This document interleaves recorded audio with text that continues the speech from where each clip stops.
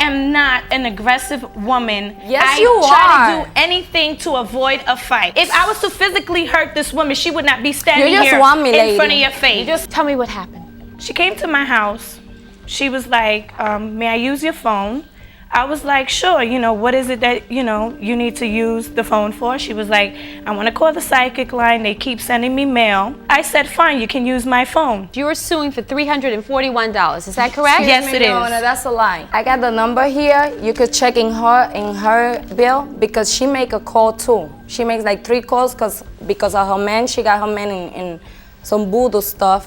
She's just a lesbian that wants me. She can take me. That's why she wants my money. Crazy. I got proof you're a lesbian. Anyway, I don't like women, Your Honor. I'm just here today for my money because she was on my phone.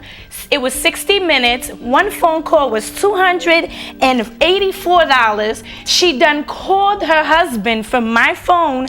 She called Puerto Rico 4 times. I have no family in Puerto Rico. I called Puerto Rico and I got proof 3 times and it was $2 something. Then I called again with a credit with a card. You're a liar. So we're talking about a call to a psychic hotline. She called the psychic hotline. And you're claiming phone calls to Puerto Rico. Yes, and I also want my court fees back for suing her for my money. All right, tell me about the relationship. I think I'm entitled. How is it that you let her in your house to use your phone to begin with? Because she had broke up with her husband. She didn't have nobody to stay with her 4-year-old and her 8-year-old son. She leaves them alone. So I was being nice to take care of her kid. I charged her $100 per 2 kids, which I was not supposed to charge her that less amount of money. I was being nice because she's a single parent and she's a stripper. She makes about $400 to $500 per night. She works in bullies. That's a lie. Mr. Aurora, why was it necessary for your children to be in her home? What happened is that my husband used to take care of my kids and he wasn't there, so I needed a babysitter for a week. Now, in your complaint, Ms. Rivera, that you say that she was at risk of having the cops remove the children. Yes, she was, Your Honor. The cops have been called to her apartment 4 times for leaving her kids alone. She's an unfit mother. She's an unfit person. Are you saying that never the cops been called to your home? Never, Your Honor. My kids are always with me. She should talk about her kids because she's never with her kids because she's always in crash. In a lesbian club. Wait, then. Why in the world, then, if she is not responsible, why would you leave your own children with her? I left them because I needed I knew all this after that. Wait a minute. You can't have it both ways. You cannot sit here and tell me that this woman is this horrible woman and that she can't even care for her own children, and you're going to sit here and tell me that you relied on her for babysitting. Your Honor, what happened was that this happened after I left my son with her.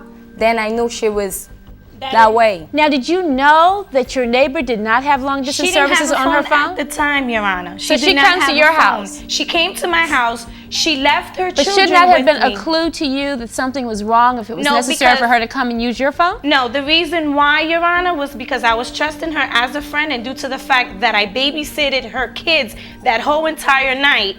When she came back in the morning, the next day was when she used my phone, and she was like, "So you're being a good neighbor." She works at this strip bar, so she's like, I make to $400 to $500 a night. Strippers do. So I'm, Is that true? Do you work at a strip bar? Are you making that kind of money a night? No, Your Honor. I work in a tattoo and body piercing shop. Any problem with being paid for babysitting? There was and there wasn't. She gives me the money. Then when I told her about the phone bill, she tells me, well, that's your problem. No, I did not, Your Honor. She came up to me. She took a knife out of me in front of my daughter and my kid. She pulled a knife on you? Yeah. Did you pull a knife on her, Ms. Rivera? Yes, she did. I am not an aggressive woman. Yes, you are. I try to do anything to avoid a fight. If I was to physically hurt this woman, she would not be standing here in front of your face.